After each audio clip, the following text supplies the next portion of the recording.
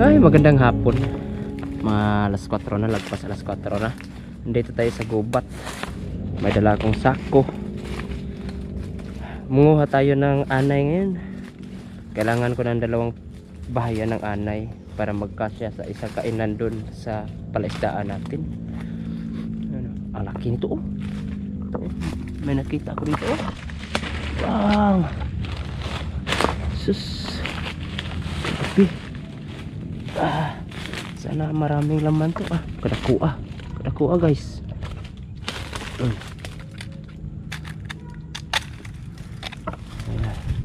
Kadakua. Grabe to.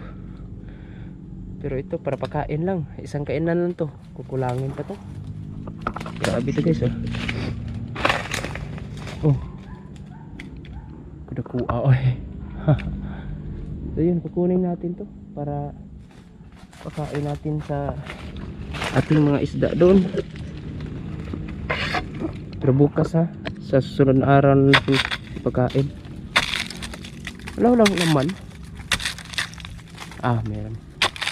Meron tong lugar na may area to, konti lang. Meron yan marami to. Oops, ano yun? Kala ko kung ano na.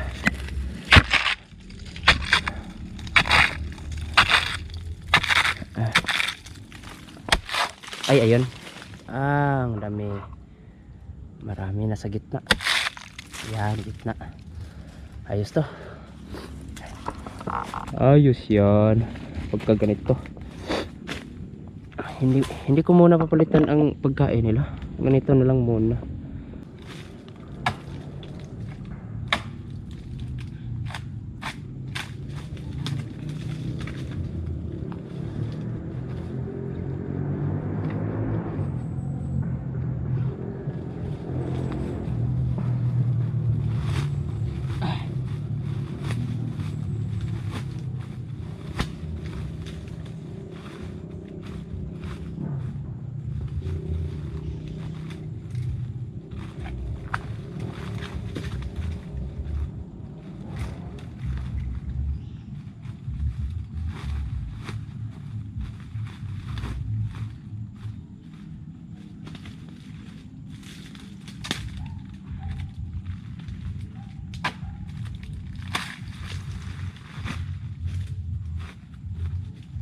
Mana?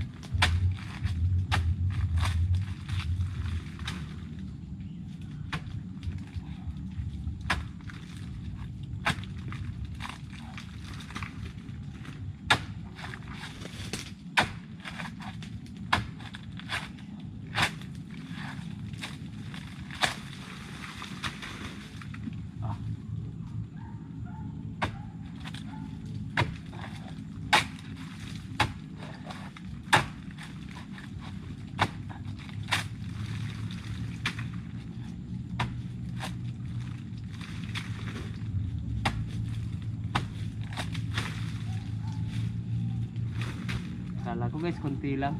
Dami pala.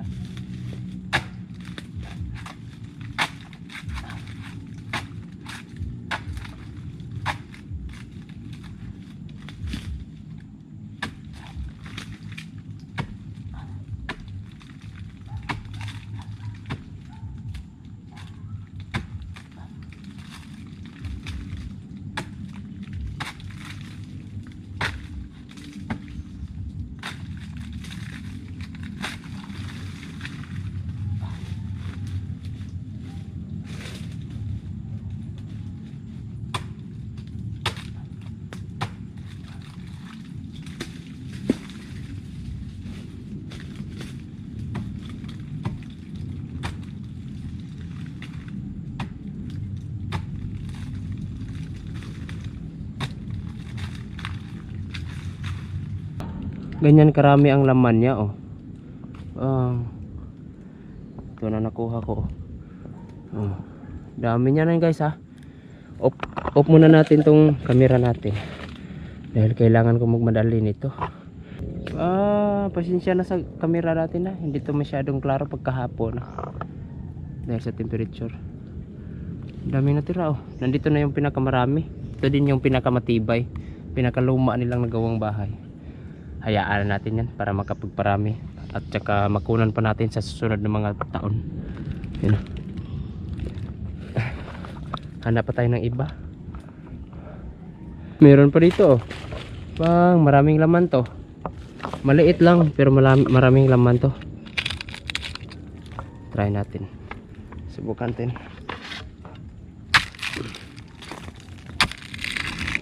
Oh. Daming laman, oh. Maliit pero siksik. Siksik sa laman.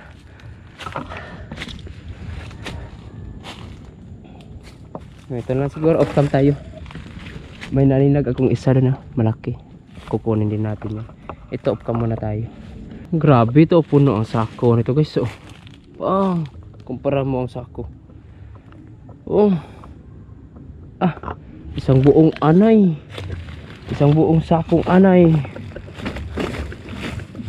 Ah.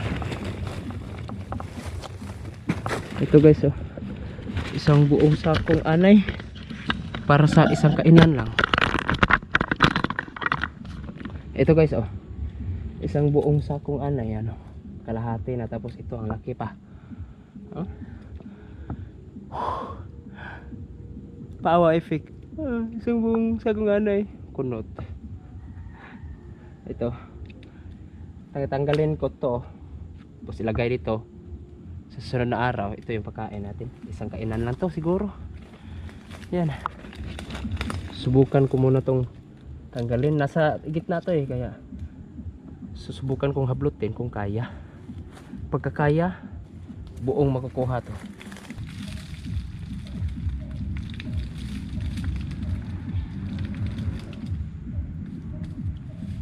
Hindi kaya.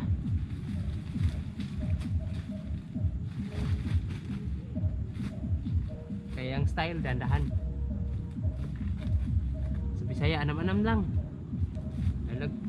Tinapulan.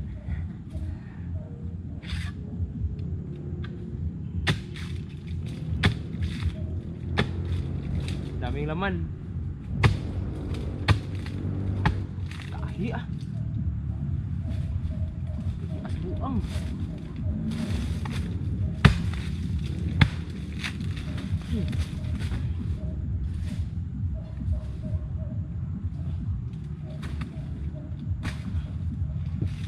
Oh.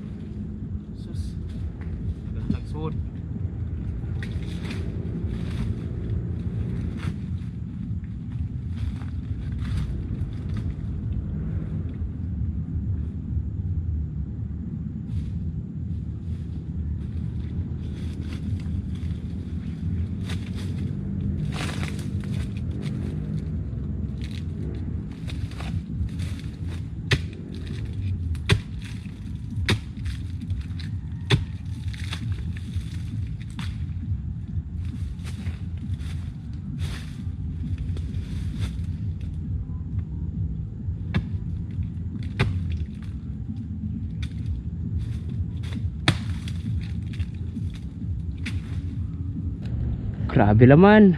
Isang sako na. Ah. Ang dami pa niyan sa ilalim, guys. Ah. Ang dami pa nila, oh. Ah. Pero hayaan na natin yan para makapagparami ulit. May mga anay pang malalaki, oh. Yan, matanda na siguro. Nakagat pa ako kanina, akala ko liwan. Dito pa, oh, nangagat, oh. Grabe na to, oh. Pero sa tingin ko isang kainan lang to. Malaki na kasi yung ating tilapia dun, eh. Ah, isang buong sako na to. So, yes. Ayan. Itong ating nakuhang anay, hindi muna natin ito ipapakain ngayon. Sa susunod na araw na kailangan ko pang dalhin to mula dito sa gubat patungo doon sa palaisdaan. Nasa bundok yun, eh. Ito naman nasa gubat tayo. Itong naririnig nyo na mga ingay ng motorsiklo, tapos doon sa kabila may sounds. Yan, magkabila ang bundok. Yung kabila doon mga private property na, barangay na namin. Tapos dito naman sa likod, dito gitna ng gubat yan na may daanan, may kalsada. Kaya yung ibang may duda na hindi gubat to, man-made forest to.